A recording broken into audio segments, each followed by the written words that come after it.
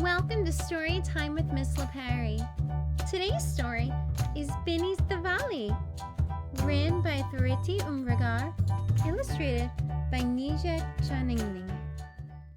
Binny woke up happy but nervous.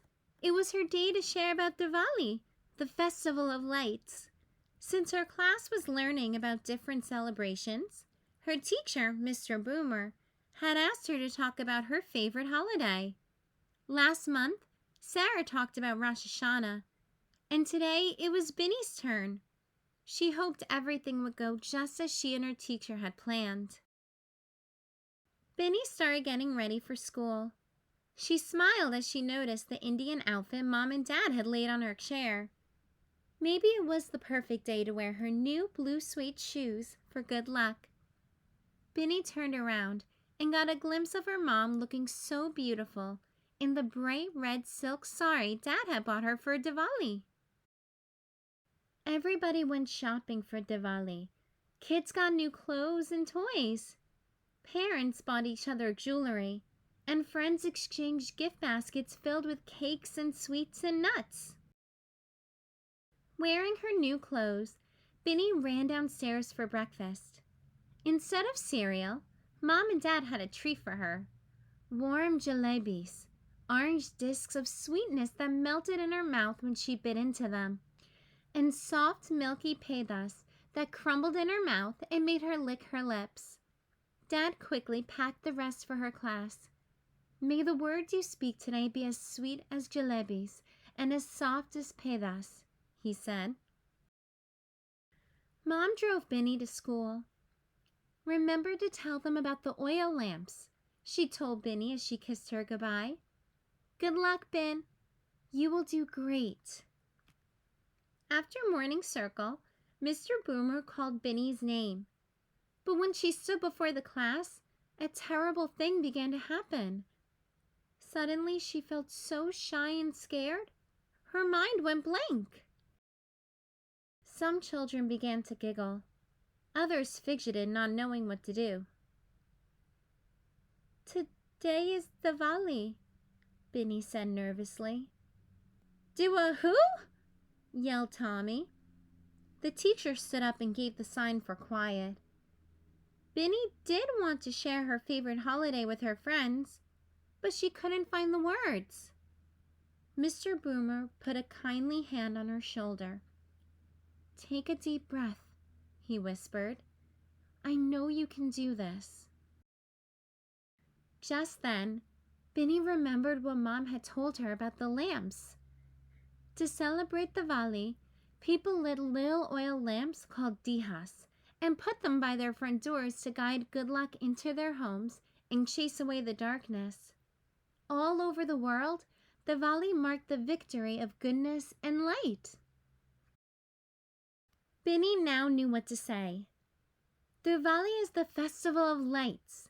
It is a Hindu holiday that lasts 5 days and it celebrates the victory of goodness and hope. She told them about the fireworks, how they whistled through the air and burst like stars in the night sky, leaving streaks of gold and red and green. She described the sparklers Dad lit in the yard, how she made figure eights with them, the golden sparks opening like a flower. Mr. Boomer brought over the streamers that Binny had made. She took out some colorful glitter and asked Juliet and Aisha to help her make them brighter.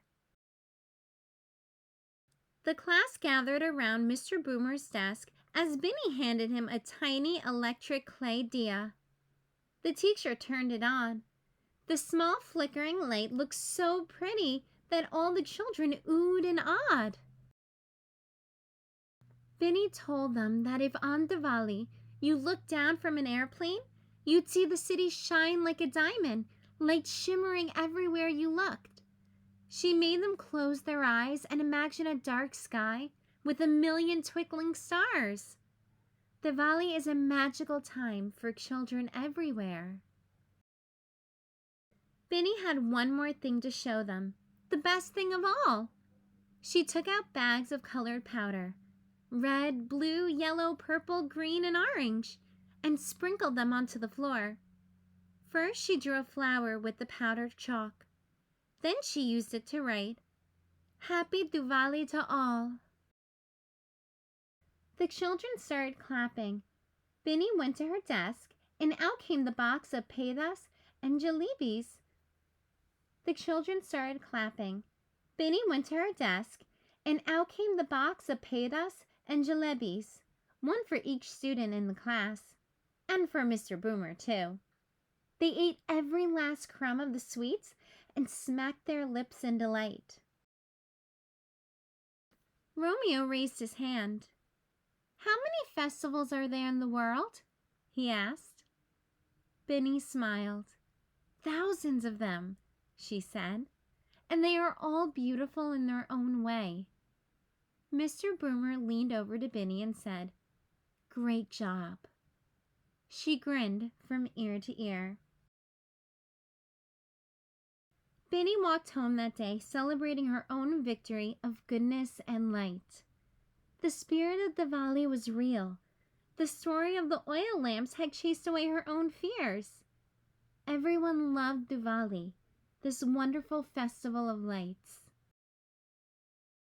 The 5 days of Diwali. On the first day of Diwali, people often clean their homes and shop for kitchen utensils.